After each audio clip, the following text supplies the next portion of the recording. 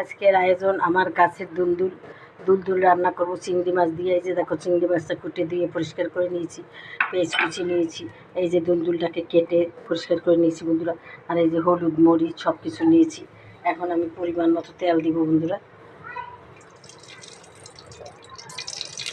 সামান্য করে তেল দিব। তেল দিয়ে বন্ধুরা আমি এই যে পেঁয়াজ কুচিটা দিয়ে দিলাম। এখন বন্ধুরা আমি এই যে চিংড়ি মাছটা দিয়ে দিলাম। চিংড়ি মাছটা দিয়ে আর একটু কষিয়ে নেব।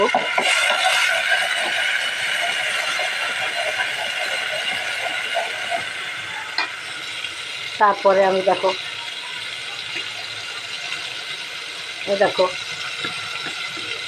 সামান্য সামান্য মশলা দেবো।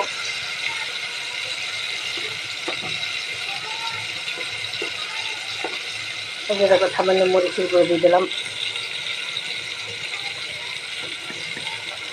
সামান্য ধনিয়ার গুঁড়া দিয়ে দিলাম, পরিমাণ মতো লবণ দিয়ে দিলাম।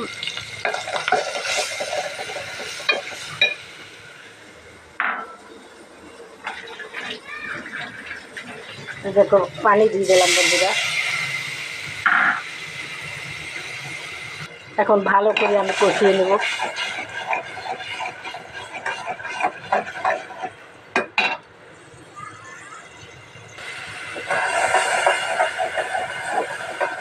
মশলাটা কষানো হয়ে গেছে বন্ধুরা। এখন এই যে সবজিটা দিয়ে দিলাম, একদম কচি বন্ধুরা, একদম নরম, আমার ছাদের গাছের আমার হাতের লাগানো সবজি বন্ধুরা। আজকে আমি এই সবজিটা কোনো পানি দিব না, নিজেই অনেক পানি উঠবে বন্ধুরা। পানি দিলে ভালো লাগে না, নিজে যেই পানি ওঠে সেই পানি দিয়েই রান্না করব, তাহলে বন্ধুরা অন্যরকম একটা স্বাদ আসবে। তাই এখন আবার আমি ঢাকনা দিয়ে দেবো। আমি ঢাকনা দিয়ে দিলাম। দেখো বন্ধুরা আমার সবজিটা কষানো হচ্ছে, আরও কিছুক্ষণ কষিয়ে নেব। দেখো নিজেই কত পানি বের হইতেছে।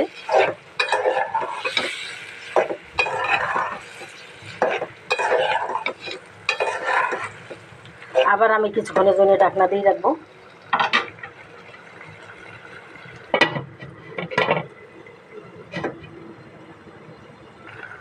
দেখো বন্ধুরা ঝিঙ্গে এবং চিংড়ি মাছের রেসিপিটা আমার হয়ে গেছে, আর একটুখানি হইলেই হয়ে যাবে বন্ধুরা। খেতে বন্ধুরা দারুণ হয়েছে, মিষ্টি মিষ্টি হয়ে গেছে বন্ধুরা আমার রেসিপিটা। এখন আমি পরিবেশন করব। দেখো দেখতে কত লোভনীয় হয়েছে, খেতেও খুবই দারুণ হবে, সুস্বাদু হবে আমি আশা করি বন্ধুরা। তাহলে দেখো বন্ধুরা গাছের ঝিঙ্গে, আমার ছাদে লাগানো ঝিঙ্গে আর আলু দিয়ে চিংড়ি মাছ দিয়ে রান্না করেছি বন্ধুরা। দেখো তাহলে আসল রূপটা তোমাদের কেমন লাগে বন্ধুরা। যদি ভালো লাগে তাহলে অবশ্যই আমাকে একটা লাইক দেবে, আমার চ্যানেলটাকেও সাবস্ক্রাইব করে দেবে এবং শেয়ার করে দেবে। তাহলেই বন্ধুরা আমি সামনের দিকে এগিয়ে যেতে পারবো।